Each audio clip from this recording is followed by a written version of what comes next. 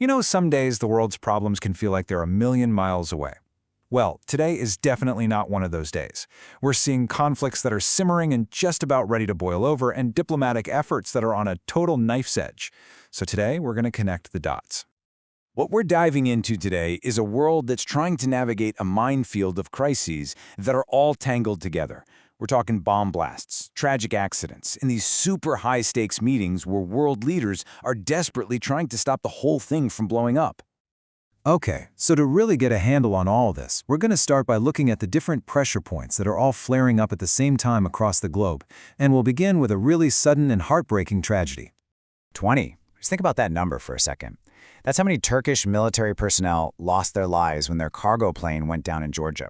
It was flying from Azerbaijan back to Turkey, and officials are still trying to figure out what happened. It's just a brutal reminder of the human cost that can happen at any moment. So, from that tragic accident, we're going to shift gears to what is probably the most dramatic security crisis playing out today. The tension between India and Pakistan, two nuclear-armed countries, has just been cranked up to a seriously dangerous new level. What's really wild here is that you have these two major crises happening almost in parallel. On one side, there was a deadly suicide bombing at a courthouse in Islamabad, Pakistan, and on the other, a separate recent explosion in Delhi, India. As you can imagine, both of these are sparking massive investigations and a really dangerous blame game. The attack in Pakistan's capital was just awful. At least 12 people were killed in this brazen bombing right inside a courthouse. I mean, that's a direct attack on the government itself. Now, the Pakistani Taliban, the TTP, they quickly said, yeah, that was us. But the diplomatic fallout, well, that was just getting started. And listen to this, because this shows you just how serious things are. Pakistan's defense minister came right out and said it, pointing the finger at the Afghan Taliban for supposedly giving the terrorists a safe place to hide. When a top official starts using the word war out in the open, you know things are on incredibly thin ice. So, while all this conflict is brewing, let's pivot over to the world of diplomacy, where leaders are basically scrambling to manage all these problems and a whole lot more, while facing some intense pressure from the public. Just take a look at the COP30 climate conference in Brazil. It got really tense when activists, who were just completely fed up with how things were going, actually clashed with security and tried to push their way into the main building. It's a pretty clear sign that people's patience is running out. And you have to ask, right, why'd this happen? Well, it wasn't random. The protesters, and that includes indigenous groups, are pointing to the painfully slow pace of these talks. They're frustrated that nothing's really getting done and that there isn't enough money going to the local communities who are hit hardest by climate change. At the exact same time, there's another huge meeting going on.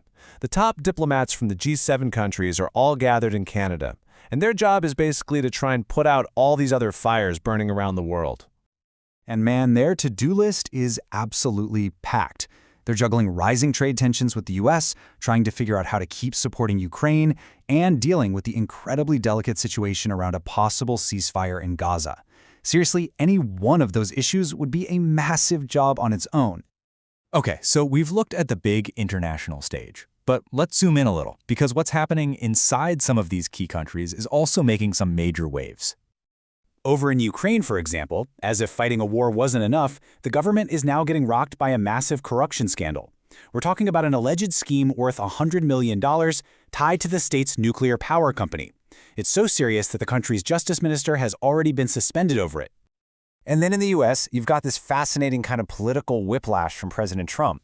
On one hand, he seems to be softening his famous stance on immigration, saying the country needs to bring in global talent.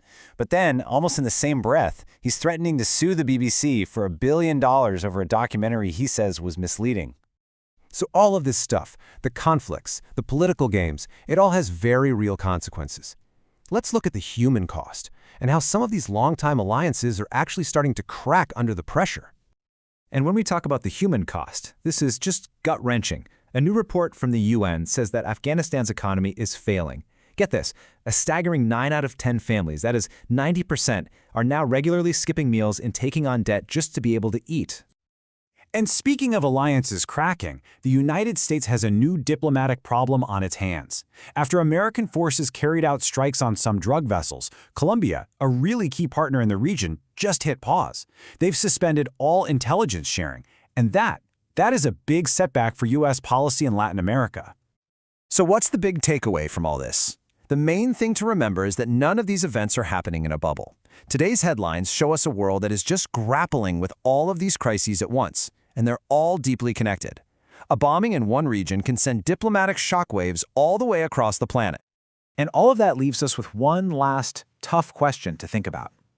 When you have all these fires flaring up everywhere, in security, in diplomacy, in politics, in human rights, which one is the most urgent? Or is the real crisis the fact that we're being forced to choose at all?